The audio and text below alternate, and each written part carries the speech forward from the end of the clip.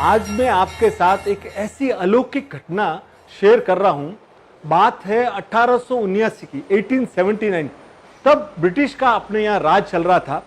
उनके एक lieutenant colonel थे सी मार्टिन।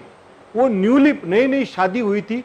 वो हिंदुस्तान में मध्य प्रदेश में आगर मालवा में आके ठहरे हुए थे।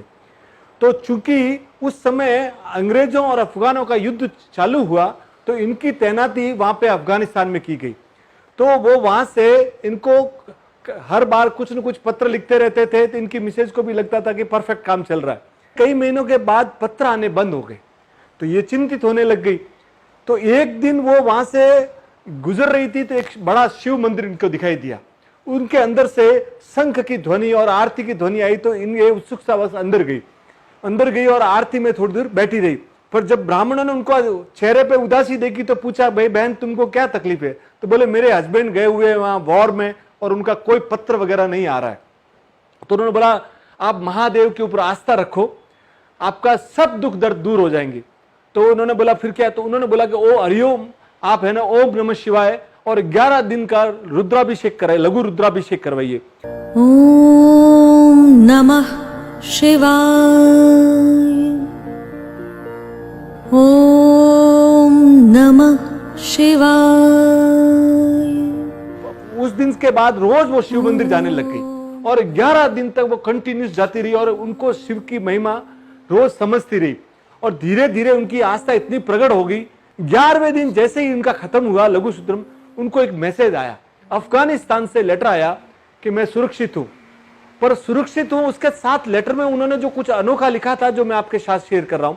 कर्नल मार्टिन ने लिखा कि हम एक ऐसी जगह जहां चारों ओर से हमें अफगानों ने घेर लिया था, हमारे मौत के अलावा हमको कुछ दिखाई नहीं दे रहा। इतने में एक इंडियन योगी, भारतीय योगी जिसके ऊपर पूरा का पूरा शेर की खाल पहना हुआ था और जिसके हाल में त्रिशूल जैसा था, वो आए और उन्होंने जिस स्पीड से त्रिशूल घुमाया और सब जितने भी अफगान लड़ाके थे वो सब डर डरा के भाग गए और हमको बच गए। और वहां वो हमारे पास आए और मुझे को बोले कि मैं तुम्हारी पत्नी मेरी भक्त है, इसलिए मैं तुझे बचाने आया हूं। तो मुझे भी सरप्राइज हुआ, मैं तो वेस्टर्नर था, पर मैं ये सब तुझे मेरे साथ जो वाकया हुआ वो लिख रहा हूं। वो जैसे ही पढ़ा उनकी पत्नी की आंखों से आंसू निकल पड़े। थोड़े दिनों के, कई महीनों की यात्रा के बाद जब कर्नल मार्टिन आए और कर्नल मार्टिन को वो जो बैजनाथ मंदिर लेके गए और जब वो जैसे ही वहां का देखा तो बोले ये तो वही मिलते जुलते थे, वही आए। तब उनकी आस्था इतनी गहरी हुई कि आज वो 1883 में उन्होंने 15,000 रुपए उस जमाने में देके बैजनाथ मंदिर का नवीनीकरण कराया था। और वो पूरा परिवार, पूरा ब्रिटिश इंडिया ने जहां यहाँ 200-250 साल रूल किया, वो अकेला मंदिर है हिंदुस्तान में जिसका पैसा ब्रिटिशर्स ने दिया था।